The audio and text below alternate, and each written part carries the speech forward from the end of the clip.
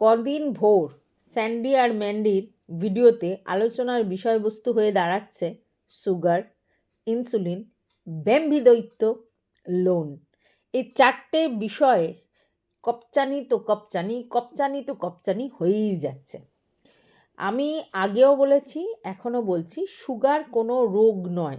Sugar হচ্ছে এমন একটা জিনিস যেটা আনহেলদি লাইফস্টাইলের জন্য বেশি হয় এবং জেনেটিক কারণে তোমার শরীরের মধ্যে আসতে পারে, কিন্তু সেটাকে শুধুমাত্র মেনটেনেন্সের দ্বারা ঠিকঠাক জায়গায় রাখতে পারা যায়।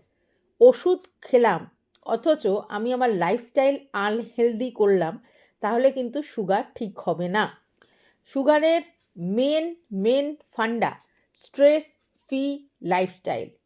সুগার যদি তুমি টেনশন নিয়ে ফেলো সুগারে, তাহলে কিন্তু সেটা উত্তরোত্তর বৃদ্ধি পাবে। তুমি যতই শরীর খারাপের জন্য ওষুধ খাও, গাদাগুচ্ছের ওষুধ খাচ্ছ, অথচ তুমি আনহেলদি লাইফস্টাইল লিড করছো এবং তার সাথে সাথে টেনশন নিচ্ছ, তাহলে সুগারের মাত্রা সবসময় চচ্চর চচ্চর হবে। আর যত বেশি সুগার টেস্ট করবে, 3 মাস অন্তর অনেকেই টেস্ট করতে বলে, কিন্তু যত বেশি টেস্ট করবে তত বেশি টেনশন নিয়ে ফেলবে, আর টেনশন নিলে ব্যাপারটা অন্য জায়গায় দাঁড়াবে। তো সুগারের মেন ফান্ডাই হচ্ছে তুমি হেলদি লাইফস্টাইল লিড করো, মানে টাইমে খাও, টাইমে ঘুমাও, এক্সারসাইজ করো, সহজপাচ্য জিনিস খাও, প্যাকেট জাতীয় জিনিস বর্জন করো, কার্বোহাইড্রেট কম খাও, আর সবথেকে বড় কথা প্রোটিন তুমি বেশি তোমার শরীরের জন্য নাও, ফাইবার নাও। এগুলো হচ্ছে সুগারের মেন প্রিকশন। সুগার হলে যেটা হয়, অন্য অন্য অঙ্গ প্রত্যঙ্গে বেশি এফেক্ট পড়ে। তার মধ্যে রয়েছে পা, তার মধ্যে রয়েছে চোখ, তার মধ্যে রয়েছে তোমার কিডনি, তারপরে তো অন্য অন্য ব্লা ব্লা ব্লা জিনিস রয়েছে। তো ইন্টারনাল যদি কোনো কিছু প্রবলেম হয়, সেটা তো ওরমভাবে বোঝা যায় না, তার জন্য বারবার তোমাকে টেস্ট দেয় ডাক্তারবাবুরা, যে এটা টেস্ট করো, ওটা টেস্ট করো, ওটা ভালো আছে কিনা দেখো, কিডনি ভালো আছে কিনা দেখো, এটা ভালো আছে কিনা দেখো, এটা করে। তো যাই হোক, আজকাল দেখছি যে ম্যান্ডি স্যান্ডির মধ্যে যেটা হচ্ছে, সেটা হচ্ছে ম্যান্ডি খুব ক্যাজুয়ালি ব্যাপারগুলো বলছে, আর স্যান্ডি প্রচণ্ড বেশি নার্ভাস হয়ে যাচ্ছে। নার্ভাস হওয়ার কারণ কি? ও অনেককে দেখেছে সুগারে প্রবলেম ফেস করতে। তার মধ্যে একজন হলো ওর বড় জ্যাঠা, যে কিনা কিডনি খারাপ হয়ে গিয়েছিল এবং একদম রোগা ঢিংড়ি কাটি হয়ে গিয়েছিল। পরবর্তীকালে ম্যান্ডি শুনেছে জেঠিমার কাছ থেকে, মানে ওর বড় যে মা, তার কাছ থেকে, যে উনি কোনো কিছুই মানতেন না, প্রচুর মিষ্টি খেতেন, সুগারের কোনো টেস্ট করতেন না, কোনো ওষুধ খেতেন না, মানে লাইফস্টাইল ঠিকঠাক করতেন না, এবং পরবর্তীকালে কিডনি ড্যামেজ হয়ে গিয়ে উনি এক্সপায়ার করেন। স্যান্ডির বাবা, তিনি 20 থেকে 22 বার হসপিটালাইজড হয়েছেন, সেটাও স্যান্ডি চোখের সামনে দেখেছে। ইনফ্যাক্ট বোনকেও দেখছে প্রচণ্ড ভুগতে। এই সব কারণে ওর মধ্যে একটা ফোবিয়া এসে গেছে, এবং সবথেকে বড় কথা ওর মধ্যে যেটা ঢুকেছে সেটা হচ্ছে ও ভাবছে ইনসুলিন নেওয়া মানে স্টেজ খারাপ।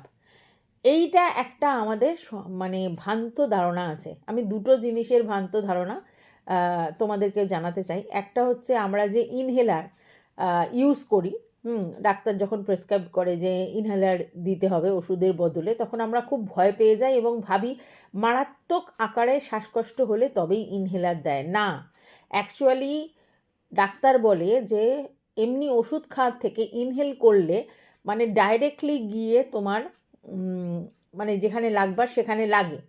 তাতে কি হয়, তোমার মানে তাড়াতাড়ি তুমি কিওর করতে পারো। সেই জন্য ইনহেলার কিন্তু ডাক্তার সাজেস্ট করে এখনকার দিনে। তো সেই জন্য আগেকার দিনে যে একটা কনসেপ্ট ছিল যে ইনহেলার মানে মারাত্মক শ্বাসকষ্ট হচ্ছে তার জন্য, তা নয়। এখন একটু ঠান্ডা লাগলে, এমনি একটু হাঁপানির টান টান হলেই সঙ্গে সঙ্গে ইনহেলার দিয়ে দেয়, যাতে কিনা ওষুধটা ঠিকঠাকভাবে কাজটা করে। ঠিক আছে? ইনহেলার মানে ডাইরেক্টলি আর কি তোমার শ্বাসের ওই জায়গাটা আর কি ওখান থেকে যাবে আর কি। তো যাই হোক, আর একটা ব্যাপার হচ্ছে ইনসুলিন। ইনসুলিন নিয়েও লোকের মধ্যে অনেক মিথ আছে। অনেকেই ভাবে যে যখন ওষুধ কাজ করে না তখন ইনসুলিন দেয়া শুরু হয় বাইরে থেকে, এবং ইনসুলিন দেয়া মানে হচ্ছে আর কোনো অন্য কোনো মানে ভাবে কিওর হওয়ার জায়গা নেই, মানে ওষুধ ফেলিওর হলে তখন ইনসুলিন দেয়, এটাই ভাবে। সব ক্ষেত্রে কিন্তু সেটা প্রযোজ্য নয়। অনেকে বলেছে যে ইনসুলিন নেওয়ার পরেও 5 মাস 6 মাস নেওয়ার পর অনেক সময় আর ইনসুলিন নিতে হয় না, এমনও কেস আছে। আবার অনেক ক্ষেত্রে দেখা যায় যে ওষুধ খাওয়ার থেকে ইনসুলিনের এফেক্ট ভালো হয় বলে তাদেরকে ইনসুলিন দেওয়া হয়।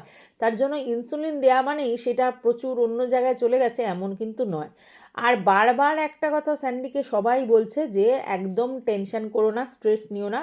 সুগার কিন্তু খুব একটা নর্মাল রোগের মধ্যে দাঁড়িয়ে গেছে এখনকার দিনে, যে আমরা লাইফস্টাইল লিড করি তার জন্য। কারণ আজকালকার দিনে লাইফস্টাইলে প্রচুর ভেজাল, প্রচুর অন্য রকম, ঘুম ঠুম ঠিকঠাক নয়, হেলদি লাইফস্টাইল লিড করি না প্রায় সবাই। তার জন্য সুগারটা একেবারে মেন পার্ট হয়ে গেছে।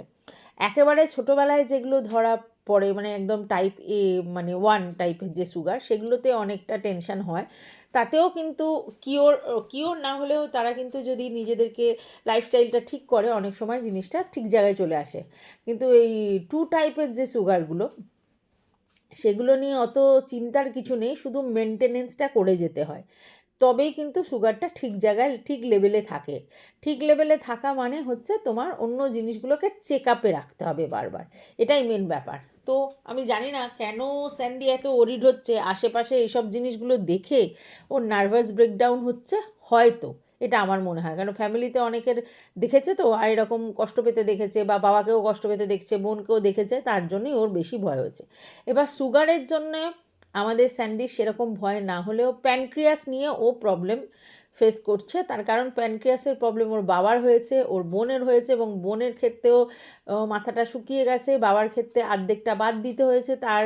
আর ওর হচ্ছে সবে সবে ইনফ্ল্যামেশন শুরু হয়েছে, যার জন্যে ওর টেনশনটা শুরু হয়েছে। যাই হোক, এত আর্লি স্টেজে যদি ডাক্তারের কাছে যায় এবং ভালো ডাক্তারের কাছে যায়, তাহলে আমার মনে হয় ভয় পাওয়ার কিচ্ছু নেই।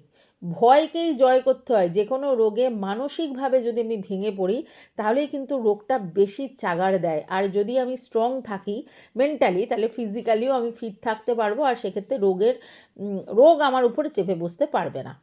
তো যাই হোক, welcome back to my channel. আশা করছি তোমরা সবাই খুব ভালো আছো, আর আমিও খুব ভালো আছি। নতুন একটা ভিডিওর সাথে আমি রুনা লাইফস্টাইল থেকে।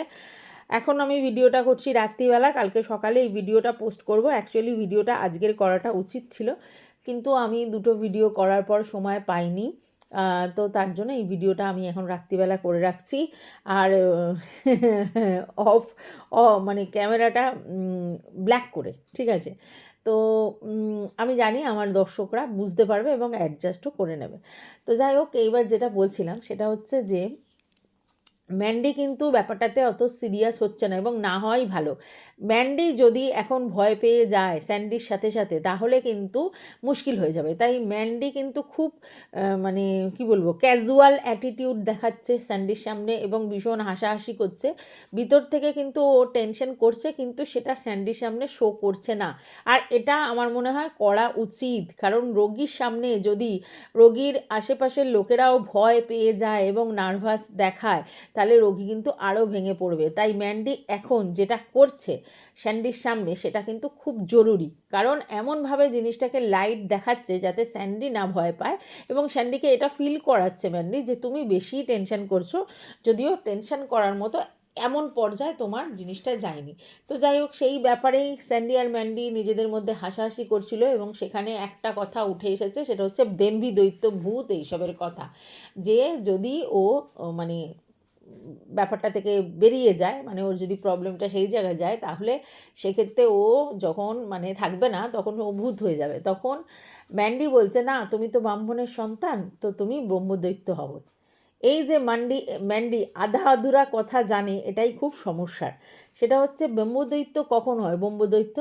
ব্রহ্মদৈত্য ব্রাহ্মণ সন্তান মানেই সে ব্রহ্মদৈত্য হবে, এই কথাটা ঠিকঠাক নয়। ব্রহ্মদৈত্য হয় তারাই যারা পৈতের সময় 3 দিন যে ঘরে বন্দি অবস্থায় থাকে, সেই সময় যদি কোনো ব্রাহ্মণ সন্তান এক্সপায়ার করে যায়, তখন সে ব্রহ্মদৈত্য হয়, এটা কথিত আছে। মানে এই নয় যে আমার পৈতে হয়ে গেছে, তারপরে আমি নর্মাল লাইফ লিড করছি, আর আমি যদি কিছু হয় তার মানে আমি ব্রহ্মদৈত্য হব, কখনো নয়। ব্রহ্মদৈত্য তারাই হয় স্পেশাল, তারা যারা কিনা ওই মানে যখন পৈতে হওয়ার পরে ওই যেই ঘরটাতে রাখা হয়, সেই ঘরে থাকাকালীন 3 দিন কারোর মুখ টুক দেখতে পাওয়া যায় না, যেটা আগেকার দিনের নিয়ম ছিল, এখন আর সবাই সেটা মানে না, বাড়ি থেকে বেরোয় না, কিন্তু কারোর মুখ দেখে না এমন নয়।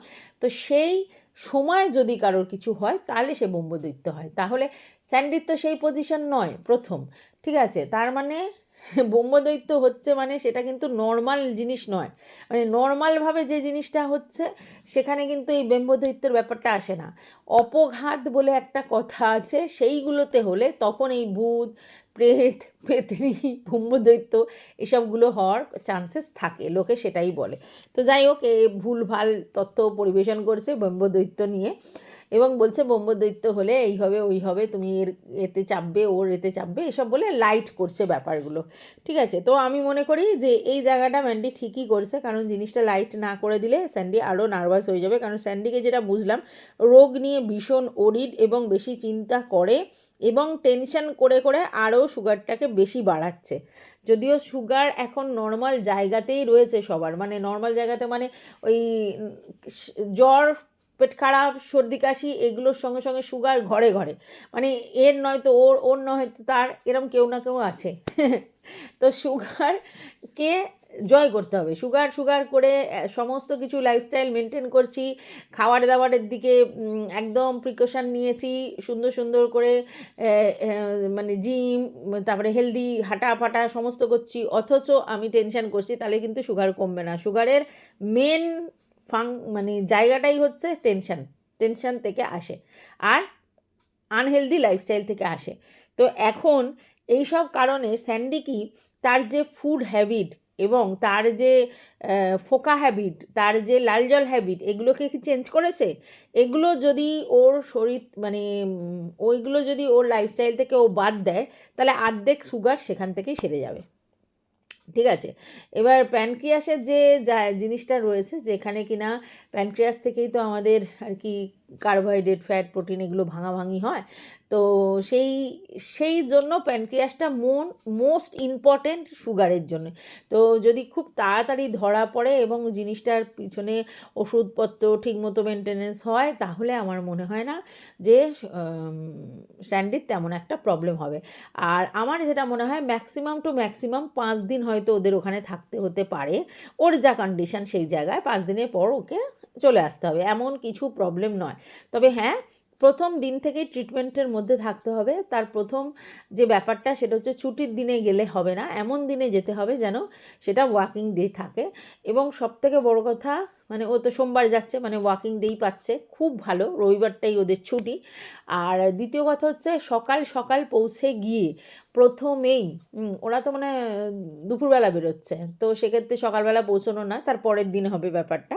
তো যাই হোক, আমার মনে হয় যে আগের দিন রাত্রিবেলা উঠে পরের দিন সকালবেলা নেমে যদি একেবারে ডাইরেক্ট ওখানে চলে যাওয়া যায়, এবং সেখানে গিয়ে নাম ফাম এন্ট্রি ফেন্ট্রি করে একেবারে ফ্রেশ ট্রেশ হয়ে খালি পেটে যদি ওখানে যাওয়া হয়, কারণ সুগারের টেস্ট তো খালি পেটে হয়, তো খালি পেটে যদি যাওয়া যায়, যা যা টেস্ট আছে সেগুলো খালি পেটে করা হলো, তারপরে যদি ওরা কিছু বলে তাহলে আশেপাশে কোনো জায়গা থেকে টিফিন টাফান করে নিয়ে তারপরে কিন্তু আবার টেস্টগুলো হলে মনে হয় ভালো হবে। আমার যতদূর মনে হয় প্যানক্রিয়াসের জন্য ওর যা করতে হবে প্যানক্রিয়াসের ব্যাপারগুলো, আর তাছাড়া সুগারের জন্য যে ব্লাড টেস্ট এইসবই দেবে, তো সেগুলো সবই বেশিরভাগই খালি পেটে হবে।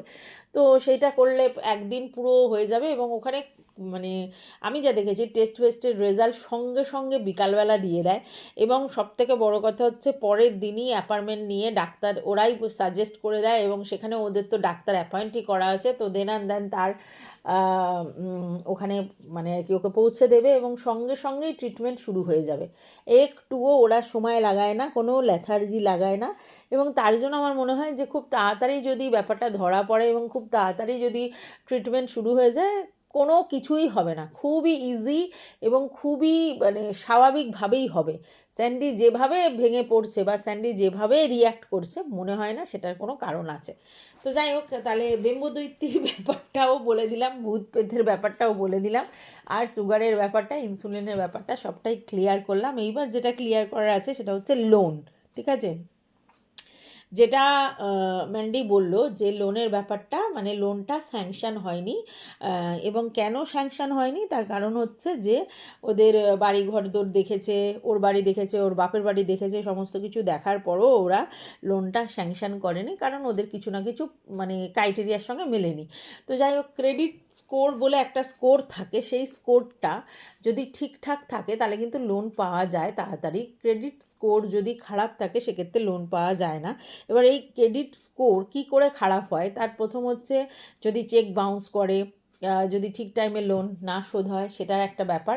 আর দ্বিতীয় কথা হচ্ছে খুব তাড়াতাড়ি লোন শোধ করে দিলেও হয়, মানে যদি তুমি অ্যাডভান্স তোমার আমি যেমনি করেছিলাম একবার, যে আমার প্রচুর টেনশান হচ্ছিল, আমি 24 মাসের লোন নিয়েছিলাম, নেওয়ার পরে আমি 1 বছর হতেই আমি লোনটাকে শোধ করে দিয়েছিলাম। অ্যাডভান্স ফাইন টাইন নিয়েছিল, তার জন্য বেশ অনেকটা টাকা কেটে তারপরে লোনটা শোধ হয়েছিল, কিন্তু আমার ক্রেডিট স্কোর খারাপ হয়ে গিয়েছিল।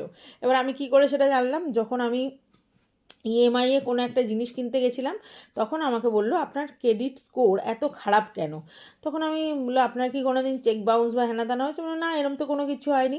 তারপরে বললো আপনার কি কোনো লোন আপনি আগে আগে শোধ করে দিয়েছেন? আমি বললাম হ্যাঁ, এরকম আমি একটা গোল্ড লোন নিয়েছিলাম, তো সেই গোল্ড লোন নেওয়ার পরে আমার এত টেনশান হচ্ছিল, 24 মাসের জায়গায় 12 মাস হয়ে কিছুদিন হয়েছে, আমি তারপরেই লোনটাকে শোধ করে দিয়েছি লামসাম টাকা দিয়ে।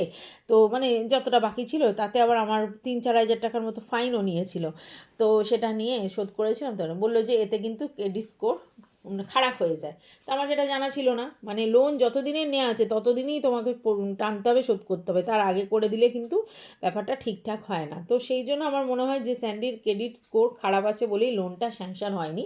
আচ্ছা, আগে একটা লোন নিয়েছিল, সেটা বলেছিল ম্যান্ডি যে লোন নেব, লোন নিয়ে ব্যবসা বাড়াবো, তো সেক্ষেত্রেও ওই পার্সোনাল লোনের জন্যই মনে হয় সাজেস্ট করেছিল, সেই লোনটা কিন্তু ম্যান্ডিরা পায়নি, তারপর গোল্ড লোন নিয়েছিল। ঠিক আছে, আর এইবারেও তাই হয়েছে যে ও যে লোনটা চেয়েছিল সেটা পায়নি। এবারে এই লোনটা কি লোন হতে পারে? হতে পারে মর্টগেজ লোন, মানে বাড়ি ঘরদোর দেখছে মানে মর্টগেজ লোন, বা হতে পারে পার্সোনাল লোন। ঠিক আছে, এবার পার্সোনাল লোনের ক্ষেত্রে কিন্তু চার্জেস অনেক বেশি হয়, তো আমি জানি না এটা কীরকম লোন ছিল। আর বাড়ি দেখছে মানে তো মানে বাড়ি মর্টগেজ ফর্টগেজের লোন হয়, তো 1 লাখ টাকার জন্য কে ভাই বাড়ির মর্টগেজ লোন নেয়? আমার জানা নেই। তো যাই হোক, ওদের আমার মনে হয় পার্সোনাল লোনই, সেটাই স্যাংশন হয়নি। আর পার্সোনাল লোনের ক্রাইটেরিয়ার মধ্যে যেটা থাকে সেটা হচ্ছে তুমি কি কাজ করো, সেটা একটা বড় ফ্যাক্ট। তো সেখানে স্যান্ডি হয়তো সেইভাবে ওর ব্যবসা বাণিজ্য দেখাতে পারেনি, বা সেই ব্যবসাতে ওরা আর কি মানে লোনটা দিতে ইন্টারেস্টেড নয়, তো সেই জন্য হয়তো হলেও হতে পারে।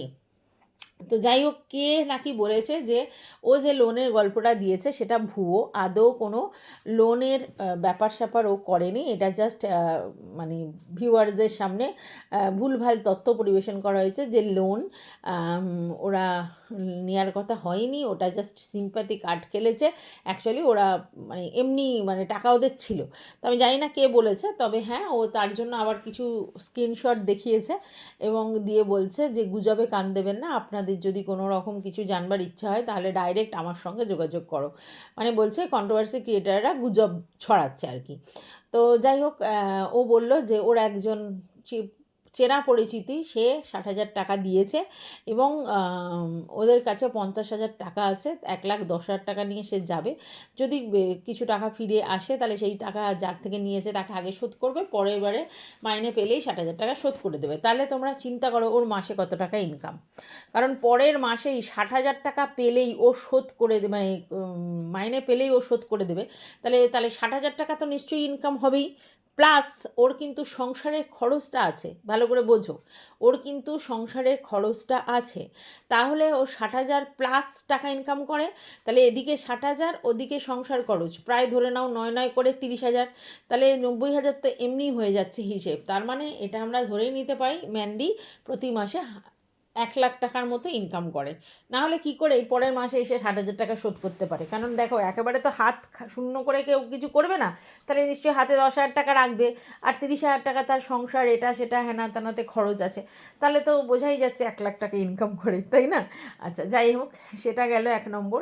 এইবার আর একটা ব্যাপার হচ্ছে যে ম্যান্ডি যে যার থেকে নিয়েছে সেটা হচ্ছে কী যেন বলে, তো খুব সহৃদয় ব্যক্তি, ওদের কাছাকাছিই থাকে, বাড়ির কাছাকাছি থাকে। তো সেক্ষেত্রে আমার মনে হয় যে স্যান্ডিরই কোনো বন্ধুবান্ধব হবে যে কিনা টাকাটা দিয়েছে ওদেরকে, তো পরের মাসে শোধ করে দেবে বলছে, ঠিক আছে।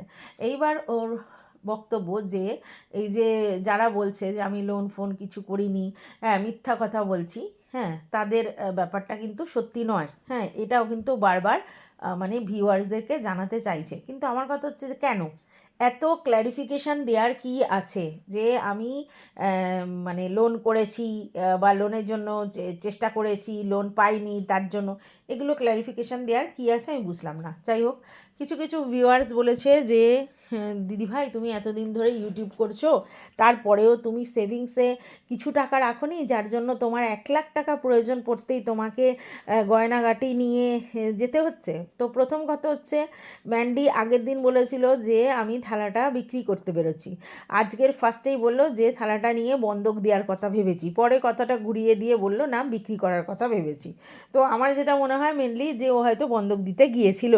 তো এরকম অনেকের হ্যাবিট আছে সোনা গয়না বন্ধক দেওয়ার, ঠিক আছে। তো ওর গয়নাগুলো লকারে, যেটা বুঝলাম, তাহলে বাড়িতে এই থালাটাই ছিল, এবং সেক্ষেত্রে যেহেতু থালাটা ওইভাবে কাজে লাগছে না মানে পড়া ঠরার জন্যে, ওই জন্য থালাটাও বন্ধক দেবে ঠিক করেছিল। যাই হোক, এবার ওর বক্তব্য হচ্ছে যে আমি একটা ফিক্সড ডিপোজিট মেয়ের জন্য করে রেখেছি, সেই টাকাটা আমি তো কখনোই ভাঙাবো না, সেটা সম্ভবও নয়। ফিক্সড ডিপোজিট যদি করে রাখে সেটা সঙ্গে সঙ্গে ভাঙানো যায় না। এবার বলছে ফিক্সড ডিপোজিট থেকে একটা সুদ পায় প্রতি মাসে বা প্রতি বছরে, তো সেই টাকাটা নিয়ে ও ঘুরতে যায় বা কোনো অনুষ্ঠান ফনুষ্ঠান করে, তো মানে সুদের টাকাটাও খরচা করে ফেলে, তাই জন্য সেটা নেই। আচ্ছা, এইবার রইল বাকি এমনি সেভিংস ও করে না, এমনি সেভিংসের টাকা কোত্থেকে পাবে, এমনি সেভিংস ওর নেই। আচ্ছা, এইবার কথাটা হচ্ছে ফিক্সড ডিপোজিট তো একবারেই হয়েছে নাকি প্রতি মাসে মাসে হয়? তা তো নয়, তাহলে একটা লামসাম অ্যামাউন্ট ও মেয়ের জন্য ফিক্স করে দিয়েছে। তো এইবার ও বারবার একটা কথা বলে যে কিছুটা তো সেভিংসের জন্য ছড়িয়ে রাখতেই হয়, কিছুটা তো সেভিংসের জন্য সরিয়ে রাখতেই হয়, এই কথাটা কিন্তু বারবার ব্লগে বলে। তাহলে যদি ফিক্স তো আর প্রতিদিন করা যায় না, ফিক্স কি প্রতি মাসে মাসে গিয়ে করা যায়? ফিক্স তো একবারই করে দিয়েছে। তার মানে মেয়ের জন্য যে জমানো টাকার গল্পটা ও বলে, গল্প না মানে সত্যি যেটা বলে ও, সেটা তো একবারেই করে দিয়েছে, সেই ফিক্সটা ভাঙানোর কথা কেউ বলছে না। কিন্তু ও যে বলে প্রতি মাসেই সেভিংসের জন্য আমি একটা টাকা তুলে রাখি, সেটা কোথায়? সেই টাকাটা কোথায় থাকে এবং সেই টাকাটার কথা কেন বলছে না? সেই টাকাটা তো কোনো খাতে না খাতে লাগায়। তাহলে ও যদি ফিক্সড ডিপোজিটের যে সুদটা হয় সেটা দিয়ে যদি ও ঘুরতে বেড়াতে যায়, প্লাস হচ্ছে তোমার গয়নাগাটিতে ইনভেস্ট করে, বা ধরো কোনো অকেশান করে, তাহলে যেটা প্রতি মাসে একটাও সেভিংস করে বলে যে জমানোর টাকা সরিয়ে রেখেছি, সেই টাকাটা কোথায়? এবার ও বলছে যে আমি গয়নাতে এবং মানে সোনা গয়না রূপো কিনে আমি কিছু টাকা ইনভেস্ট করি, জমানো টাকা জমাই, সেটা ইনভেস্ট করি। এবং কেন করি? কারণ গয়নার দাম উত্তরোত্তর বাড়ছে, এবং আমি জানি আজকে যেটা দাম যা আছে মানে 2 বছর পর সেটার দাম আরও বেড়ে যাবে। তো সেক্ষেত্রে আমি ক্যাশ টাকা রাখি না, সবই আমি মানে গয়না বা সোনাতে আর কি ইনভেস্ট করে দিই, এবং আমি জানি বিপদের সময় এরা বন্ধু হবে। আচ্ছা, এইবার এইখানে আমার দুটো কথা বলার আছে যে যদি গয়নাতে ইনভেস্ট করি আমি, যে বিপদের সময় আমার বন্ধু হবে, তাহলে এক্ষেত্রে বিস্কিট বা কয়েন কিনতে হবে 24 ক্যারেটসের, যেটা কিনা পুরোপুরি ভ্যালু পাওয়া যাবে, এবং অবশ্যই কোনো অথেন্টিক দোকান থেকে কিনতে হবে, তবেই কিনা পুরোপুরি ভ্যালু পাবো, নাহলে কিন্তু বেকার। আর যতই আমরা সোনা গয়না যাই করে রাখি, কিছু ক্যাশ টাকা আমাদের থাকার দরকার আছে, কিছু ক্যাশ টাকা আমাদের সবসময় ঘরে রাখতে হবে। তার পিছনে রিজন দুটো, একটা হচ্ছে আমি হচ্ছে নিজে ফ্যাটি লিভারের পেশেন্ট, আমার বর সুগারের পেশেন্ট, প্লাস আমার বাড়িতে একটা ছোটো বাচ্চা আছে। তো যাদের বাড়িতে ছোটো বাচ্চা আছে তারা, এবং যাদের বাড়িতে বৃদ্ধ বয়স্ক মা বাবারা রয়েছে, তারা সবসময় একটা মানে এক্সট্রা টাকা সেভিংস অ্যাকাউন্টে রেখে দেওয়া দরকার, আপৎকালীন বা মানে আপৎকালীন এমার্জেন্সির জন্য। তো সেটা কেন ম্যান্ডি করেনি? সব জিনিস সোনা গয়না ইনভেস্ট করলে হবে না, তো কিছু টাকা সেটা করতে হবে। এইবার প্রশ্ন হচ্ছে ম্যান্ডি কি কোনো মানে LIC এইসব হ্যানাত্যানা করেনি, বা কোনো রেকারিং ডিপোজিট ডিপোজিট বা কোনো মানে অন্য কোনো খাতে কোনো টাকা জমায়নি? সেটা আমার জানার খুব মানে ব্যাপার যে এগুলো তো করে মানুষে, তো সেরকম কোনো কথা শুনলাম না। মেডিক্লেমের কথা শুনেছো, স্টার হেলথে করেছে, তো সেই স্টার হেলথের ব্যাপারগুলো তা ফোনে আমি একটা জিনিস বুঝি না যে স্যান্ডি এত মানে বোকা বোকা কথাগুলো কেন বলে, যে যেখানে আমি ফিজিক্যালি গিয়ে সমস্ত জেনে করতে পারি সেখানে আমি ফোনে ফোনে জেনে কেন কোনো ইন্স্যুরেন্স বা কিছু নেব? এগুলো তো ভুল। ফোনে ফোনে লোন, ফোনে ফোনে ইন্স্যুরেন্স, এগুলো সব ভুল। তো আমার ইন্স্যুরেন্স অফিসে গিয়ে খোঁজ নিয়ে করা যায়, 101টা এজেন্ট ঘুরছে তাদের সঙ্গে করা যায়, মানে ফিজিক্যালি গিয়ে করা যায়। তো কেন করব? আর সবথেকে বড় কথা, সব সময় মেডিক্লেম বা এলআইসি এগুলো হচ্ছে সরকারি, যদিও এখন কোনোই সরকারি না, সবটাই বেসরকারি হয়ে গেছে, তবুও এলআইসি বা মানে যেটা হচ্ছে যে মেডিক্লেমের জন্য এলআইসির যে এটা আছে সেটাই করা উচিত। ঠিক আছে? সেখানে এই হেলথ ওই হেলথ সেই হেলথ না করাটাই ভালো, তাতে কিন্তু অনেক সময় অসুবিধা হয় এবং ওখানে অনেক কিছু অন্য রকম করে লেখা থাকে। ঠিক আছে? তো সেইটা ওদের বুঝে করা উচিত ছিল। আমি জানি না কি করেছিল, ও তো বললো, স্যান্ডি বললো একটা ইন্স্যুরেন্স করেছিল স্টার হেলথের, একবার প্রিমিয়াম দিয়েছিল, আবার সেই প্রিমিয়ামটা ব্যাকও করে নিয়েছে, সেটা কিছু টাকা কেটে পুটে দিয়ে দিয়েছে। তো আমার মনে হয় এদের না পয়সা থাকলে কি হবে, এরা কোথায় কি টাকা ইউটিলাইজ করতে হয় সেটা জানে না। তো তার জন্য এদেরকে দরকার প্রপার গাইডেন্সের। এবার সেই গাইডেন্স কে দেবে? আমার মনে হয় যারা এইসবগুলো করেছে, অনেক ভিউয়ার্স তো ওর চেনাশোনা আছে, তারা ওকে প্রপার গাইডেন্সটা দেওয়া উচিত এবং ওর একটা মানে কারোর সঙ্গে ভালো কনসাল্ট করা উচিত এবং সেখানে কোথায় কোথায় কোন কোন খাতে টাকা রাখলে সুবিধা হয় সেটাও জানা উচিত। তাও যদি ও বললো যে ফিক্সড ডিপোজিট, তো ফিক্সড ডিপোজিটের এগেনস্টেও কিন্তু লোন পাওয়া যায়। ঠিক আছে? আমি তো সেটাই জানি, মানে যদি ফিক্সড ডিপোজিট থাকে তাহলে বারবার মেসেজ আসে এবং ব্যাংক থেকে তোমাকে অফার করে যে এই যে ফিক্সড ডিপোজিট করেছো সেই ফিক্সড ডিপোজিটের এগেনস্টে তুমি কিন্তু লোন নিতে পারো, 50% লোন দেয়। মানে তুমি যদি 4 লাখ রাখো তাহলে 2 লাখ টাকা লোন ইজিলি পেয়ে যাবে। তো সেক্ষেত্রে ম্যান্ডি যখন হচ্ছে তোমার কী যেন বলে ফিক্সড করেছে, তাহলে ও ওই ফিক্সডের এগেনস্টেই কিন্তু লোন পেয়ে যেত সেই ব্যাংক থেকেই। প্রথম, দ্বিতীয় কথা হচ্ছে সেই লোন কিন্তু খুব মানে মিনিমাম সুদেই ও মানে নিতে পারবে এবং খুব তাড়াতাড়ি শোধ করতে পারবে। তাহলে ও যদি পরের মাসেই সেই টাকা দেওয়ার মতো ক্ষমতা রাখে, তাহলে ও নিজের ফিক্স থেকে কেন লোন নিল না? এটাও কিন্তু একটা বড় প্রশ্ন। তো জানি না মানে ম্যান্ডি কী বোঝে কি না বোঝে। আমার মনে হয় সারাদিন ধরে বেফালতু এর সঙ্গে ওর সঙ্গে তার সঙ্গে না ভেটিয়ে মানে স্বামী স্ত্রী মিলে একটা ভালো লোকের পরামর্শ নিয়ে এই নিজের ভবিষ্যৎ প্ল্যানটা করা উচিত, যে এলআইসি থেকে আরম্ভ করে মেডিক্লেম থেকে আরম্ভ করে তারপরে হচ্ছে কোন খাতে টাকা রাখলে বাড়বে সেগুলো করা উচিত। ঠিক আছে? এবং একটা লামসাম অ্যামাউন্ট প্রতি মাসে শুধু শুধু সেভিংস অ্যাকাউন্টে ফেলে রাখা দরকার। ধরো 10,000 টাকা করে, যদি কেউ 1 লাখ টাকা ইনকাম করে 10,000 টাকা রাখা তার কোনো ব্যাপার না। তাহলে প্রতি মাসে 10,000 টাকা করে ফিক্সড রেখে মানে ফিক্সড জমানোর দরকার। তাহলে এমনি 12 মাসে 1,20,000 টাকা হয়ে যাবে, 2 মাসে 2,40,000। তো সেই টাকাটা যদি ও রেখে দেয় সেভিংসে সব সময়, তাহলে আপৎকালীন সময়টা সেটা কাজে লেগে যাবে, সঙ্গে সঙ্গে বন্ধক দেওয়ার ব্যাপারটা থাকে না। আর যেহেতু ও ভালো দোকান থেকে জিনিসগুলো করে না, তাই বন্ধকের টাকাটা কিন্তু অ্যামাউন্টটা খুব কম পেয়ে যাবে। তাই আমি ওকে বারবার বলি যে ভালো জায়গা থেকে সোনা গয়না করো, তাহলে টাকাটা ঠিকঠাক পেয়ে যাবে। তো যাই হোক, এইগুলো ছিল আমার আজকের বক্তব্য, যেগুলো আমি ভিডিওর মধ্যে দেখেছি আমাদের ম্যান্ডি স্যান্ডি, সেটা নিয়েই কথা। আর দোলনাটা নিয়ে ওর বক্তব্য যে দোলনাটা বাইরেই রাখতে হবে, কারণ প্রকৃতি দেখবার জন্য ও দোলনাটা কিনেছিল। তো এখন ঘরেই মানে যদি রাখতে হয়, আর যদি টেবিল চেয়ার আর খাটই দেখতে হয়, তাহলে দোলনাটার কী ভ্যালু? প্রথম কথা হচ্ছে ওই দোলনাটা রাখতে হলে শেডের নিচে রাখতে হয়, এমন কেউ নেই যারা ওই দোলনা শেডের ভিতরে না রেখে বাইরে রেখেছে। মানে পুরোপুরি গর্ধব না হলে কেউ ওই দোলনা বাইরে রাখে না, উপরে অন্তত একটা শেড করে নেয়। ঠিক আছে? যারা বাইরে বাগানে ছাদে রাখে শেড করে নেয়। তো বিনা শেডে কেউ রাখে না। এবার বলা হচ্ছে যে রং করে নেবে, তারপরে ওইটা প্রতি বছর 2 বছর ছাড়া ছাড়া রং করবে। তো এটা বলে না সেই মানে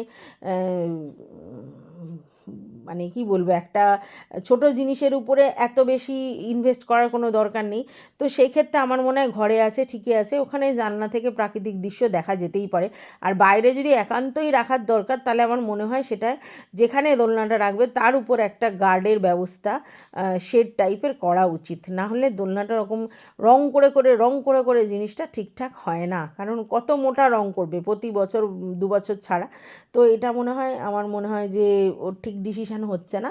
আর ঘরের মধ্যে দোলনাটা কিন্তু খুব একটা খারাপ দেখতে লাগছে না, যথেষ্ট ঠিকঠাক লাগছে ওই জায়গাটাতে। কারণ এদিকে তোমার টেবিল রয়েছে, ওদিকে খাট রয়েছে, মধ্যখানে দোলনাটা ভালোই লাগছে দেখতে। তারপরেও কেন ও বলছে আমি বলতে পারবো না। তো যাই হোক, ওভারঅল আমি যেটুকুনি ভিডিওর মধ্যে দেখেছি সেটার উপর নির্ভর করেই তোমাদেরকে ভিডিওটা করে জানালাম। তোমাদের যদি কিছু বক্তব্য থাকে অবশ্যই কমেন্ট বক্সে জানাবে। ততক্ষণের জন্য টাটা। ভালো লাগলে ভিডিওটা অবশ্যই একটা লাইক করবে, আর কিছু বলবার থাকলে কমেন্ট বক্স তো খোলাই আছে তোমাদের জন্য। তো টাটা।